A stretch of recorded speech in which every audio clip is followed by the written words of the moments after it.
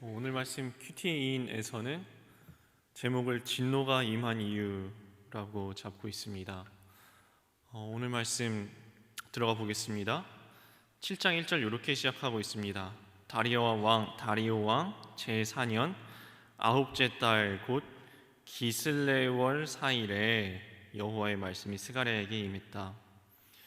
스가랴를 조금 주의 깊게 보신 분들은 요 비슷한 말씀이 저기 앞에 나왔다는 것을 보실 수 있을 겁니다. 1장 1절에 보면 이런 얘기가 나왔어요. 다리오 왕 제2년 6달 초하루에 예언이 시작되었다라고 하는데요. 7장은 이랬잖아요. 제4년, 1장에는 제2년, 그러니까 그동안에 2년의 시간이 지난 겁니다.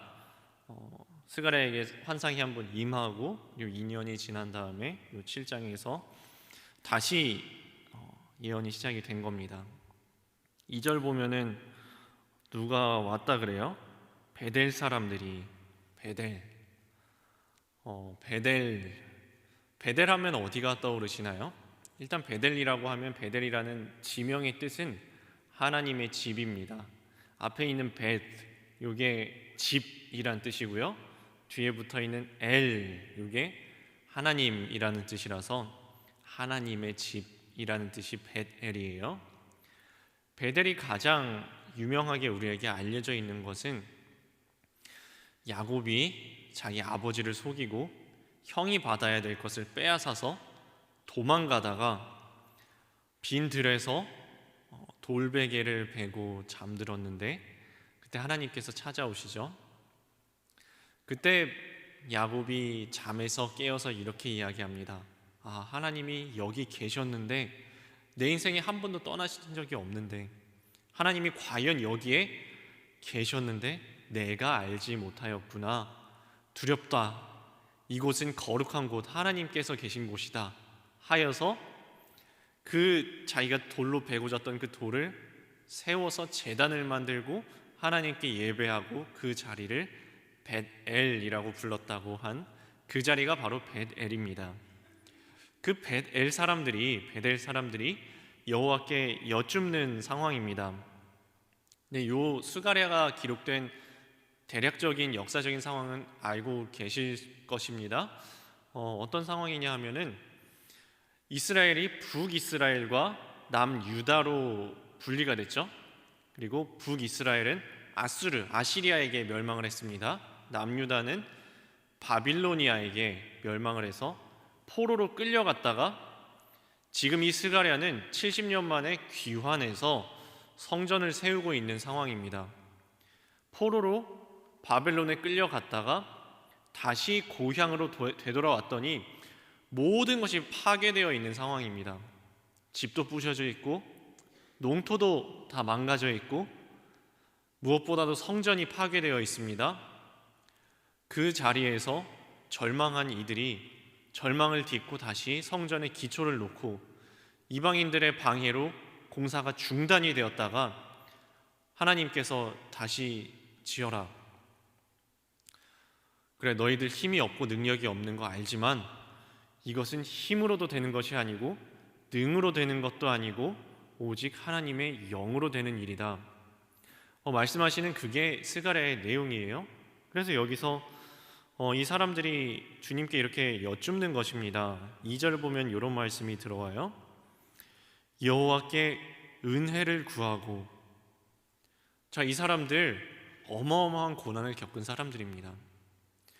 고향에서 요즘처럼 이삿짐 센터에다가 맡기면은 다 이사를 해주는 이런 시기를 살아도 어디 외국 나가는 것도 비행기 타고 잠깐 한숨 자고 일어나면은 도착하는 이런 시기를 살아도 외국 한번 나갔다 오면은 피곤하고 이 쉬운 세상에서 이삿짐 센터에 맡겨서 이사하는 것도 아주 고단한 일인데 이 사람들은 자기가 가고 싶어서 이사를 갔다 다시 이사를 되돌아온 것이 아니라 억지로 끌려갔다가 포로 생활을 하다가 되돌아왔으니 그 고난이 이루 말할 수 없었을 것입니다. 그 고난을 겪은 이들이 주님께 간절하게 은혜를 구하면서 여쭙는 내용이 3절에 나옵니다. 여호와의 전에 있는 제사장과 선지자들에게 물어 이르되 내가 여러 해 동안 행한 대로 울며 근신하리이까. 여기서 알 수 있습니다. 이들은 여러 해 동안 울며 근신했다는 것입니다. 무엇을 놓고 울며 근신하며 또한 금식까지 했냐 하면, 좀 전에 말씀드린 것처럼 성전이 부셔졌잖아요. 하나님의 거룩한 곳 성전이 회파되고 자기들의 고향을 떠나서 강제로 이주당했다가 되돌아오면서 하나님 앞에 가슴을 치며 통곡하고 애통하며 금식했던 것입니다. 여기서는 그것을 언급하는 겁니다.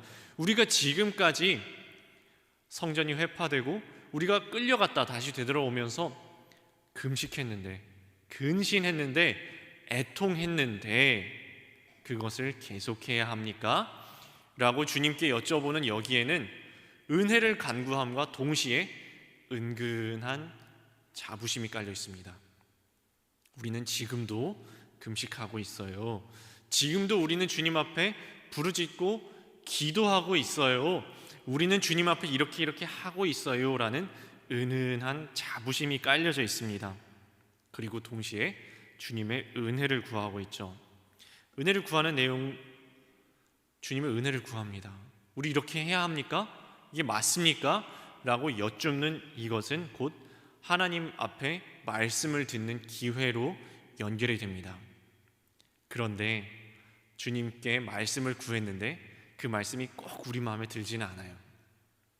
꼭 그 말씀이, 주님의 음성이 꼭 내 생각대로 돌아오지는 않습니다. 이 뒷부분에 이제 나오는데요, 그 말씀이 비록 내 예상대로, 내 생각대로, 내 마음대로 들리지는 않을지라도 어쨌든 주님 앞에 여쭙는 이 태도는 참 귀한 태도입니다. 적용 질문 드립니다. 요즘 내가 독단적으로 결정하려는 일은 무엇입니까? 내가 편하게 물을 수 있는 공동체가 있습니까? 자, 두 번째 단락으로 넘어갑니다. 나를 위한 것이냐, 나를 위하여 한 것이냐 라는 말씀이 나오는데요, 5절 보면은 주님께서 이렇게 말씀하셔요. 그래, 70년 동안 너희가 금식하며 애통했지. 고난 중에, 고통 중에 금식했던 것, 근신했던 것, 애통했던 것 내가 다 안다. 그런데 그거 나를 위하여 한 것이니? 라고 물어보셔요. 두 번 물어보셔요. 그것이 나를 위하여 한 것이냐 물어보십니다. 6절로 넘어가요. 그거 나를 위하여 한 거 아니잖아. 너희 자신을 위하여서 먹고 마신 것 아니냐? 너희 자신을 위하여서. 이거 되게 찔리는 말씀입니다. 그래, 너희들 겉보기에 매우 거룩해 보이고 매우 간절히 기도하는 것 같고 심지어는 금식하며 근신하며 애통하면서 신앙생활을 하는 것 같은데, 그것이 진정으로 하나님을 위하여서 하나님을 사랑하는 마음으로 한 것이 맞냐고 물어보시는 겁니다. 두 번이나 반복해서 그것이 나를 위하여 한 것이냐, 너희 스스로를 위하여서 한 것이 아니냐.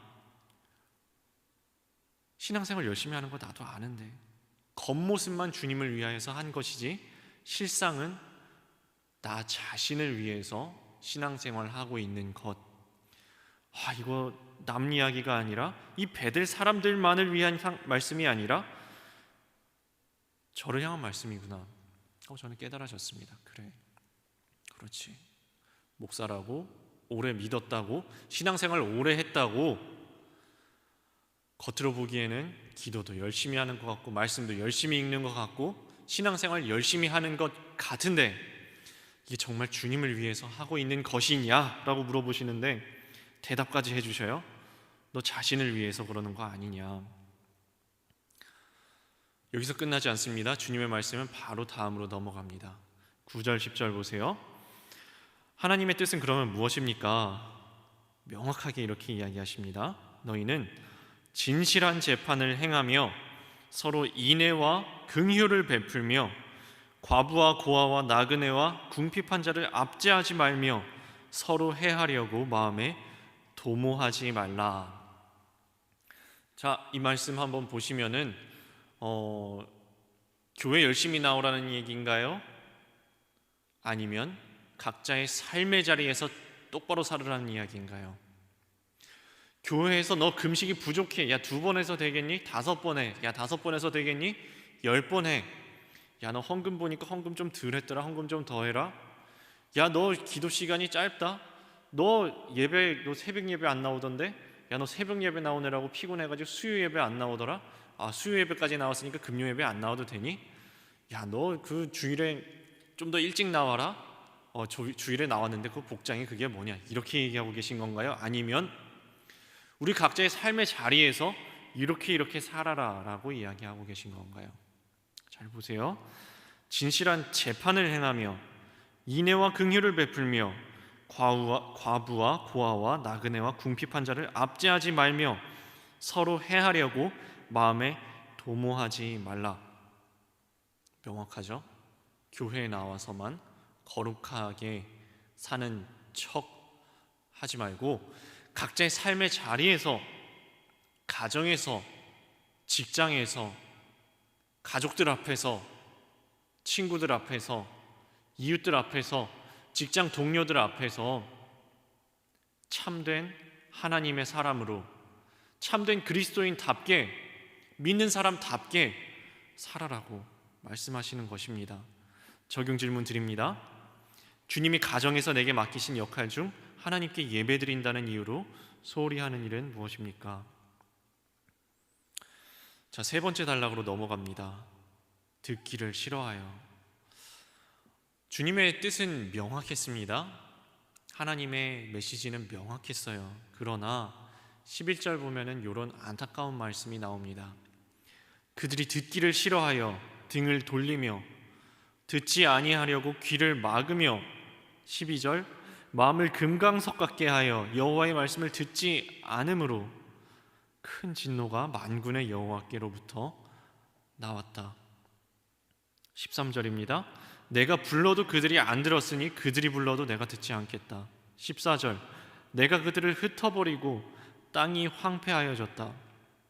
왜냐하면 그들이 아름다운 땅을 황폐하게 하였기 때문이다. 만군의 여호와라고 스스로를 부르시죠. 내가 만군의 여호와의 편에 섰을 때 세상 두려울 것이 없습니다. 골리앗 앞에 선 다윗이 저 장대한 대적 골리앗 앞에 섰을 때 이렇게 이야기하죠. 너는 칼과 창과 단창으로 내게 오거니와 나는 만군의 여호와의 이름으로 너희 앞에 섰다.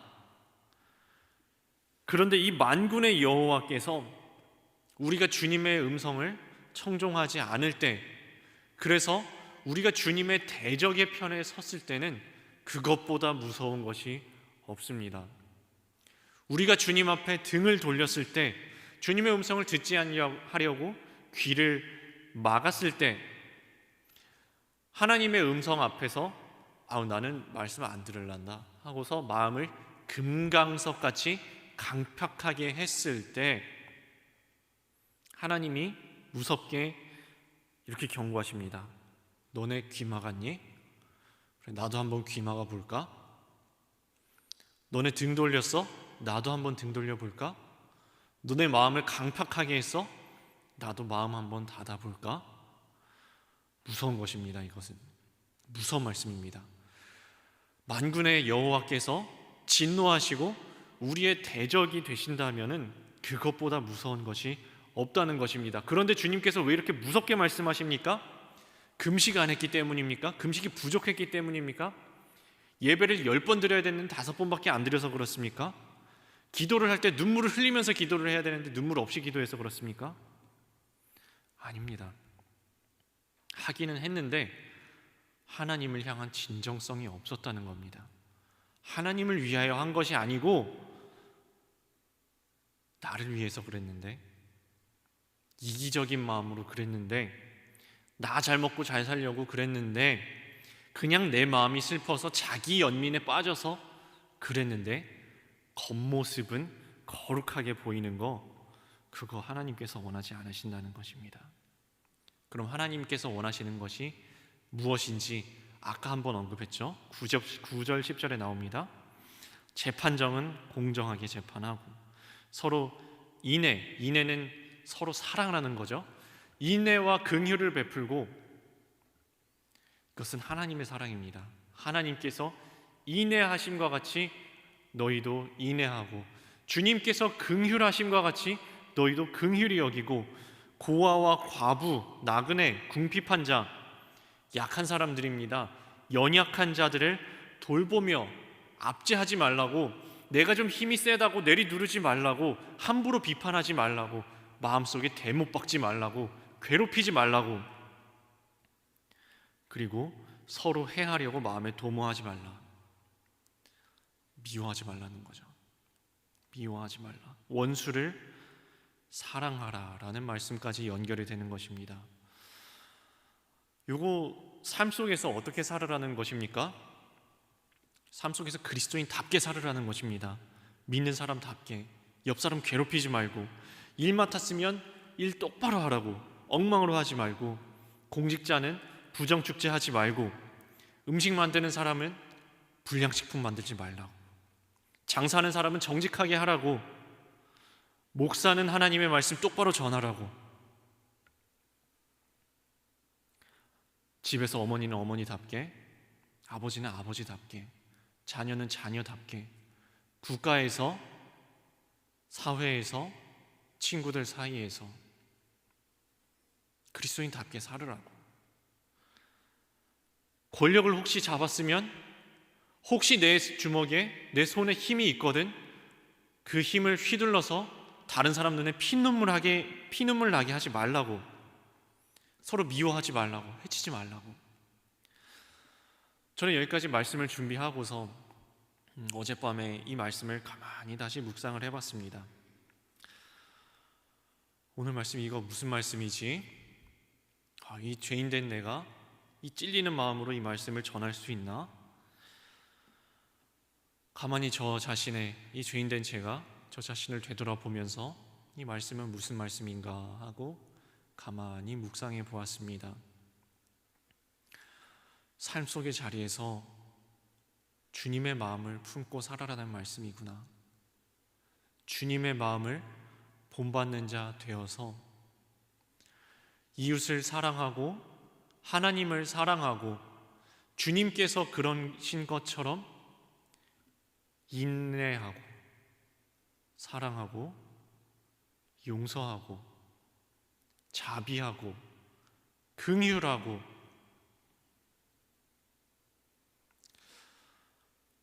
마음이 많이 찔렸습니다. 마음이 찔렸습니다. 주님께서는 마지막 순간까지 이렇게 우리에게 부탁하셨죠. 너희는 서로 사랑해라. 내가 너희를 사랑한 것처럼 너희는 서로 사랑해라. 내가 너희를 사랑한 것처럼. 주님의 마음은 이랬어요. 나는 마음이 온유하고 겸손하니. 주님은 온유하셨는데, 주님은 겸손하셨는데, 십자가에 못 박히셔서 자신을 찌르는 사람들까지도 용서하시면서 하나님 앞에 그들을 위하여서, 자기를 죽이는 사람들을 위하여서 기도하셨는데, 저들을 용서해 달라고, 저들을 용서해 주옵소서, 자기가 무슨 짓을 하는지 알지 못합니다, 기도하셨는데 나는 왜 이렇게 용서가 안 될까? 나는 왜 이렇게 감사하며 살지 못할까? 주님께서 항상 기뻐하라 하셨는데 나는 왜 작은 일에도 불평불만하면서 넘어지면서 오늘도 실수하면서 그리스도인답게 살지를 못할까? 겉모습은 거룩해 보이는데 왜 내 마음은 주님을 위하여서 진정으로 살아가지 못하고 끝끝내 나 자신을 위해서 살아가는 이기적인 모습밖에 보이지 못하고 사는 걸까? 겉으로 보기에는 너무너무 거룩해 보이는데, 그런데 하나님께서는 겉모습에 속지 않으시고 중심을 꿰뚫어 보시는데, 부끄러운 일이다. 오늘 말씀 앞에 여러분들은 어떻게 서셨습니까? 마지막 적용 질문 드립니다. 하나님이 내게 원하시는 뜻인 줄 알면서도 내 욕심 때문에 귀를 막고 듣기 싫어하는 일은 무엇입니까? 오늘 어떤 편에 서시겠습니까? 우리가 주님 편에 선다면 겉모습만 그런 것이 아니라 우리의 진정이, 우리 중심을 보시는 주님 앞에, 주님의 편에, 만군의 여호와의 편에 우리가 서기로 결심한다면 세상에 두려울 것이 아무것도 없는 오늘 하루를 보내실 것입니다. 하지만 겉보기에는 아무리 거룩해 보여도 만약에 우리가 만군의 여호와의 대적의 편에서 나 자신만을 위해서 사는 편에 서기로 결정한다면 오늘 하루는 참 두려운 하루가 될 것입니다. 바라옵기는 저도 여러분도 오늘 하루 만군의 여호와의 편에 서셔서 그 어떤 것도 두려워하지 않는 그런 하루, 주님과 동행하는 하루, 주님의 마음을 본받는 하루, 그리스도인답게 삶의 자리에서 살아가시는 하루 되시기를 주님의 이름으로 축원합니다.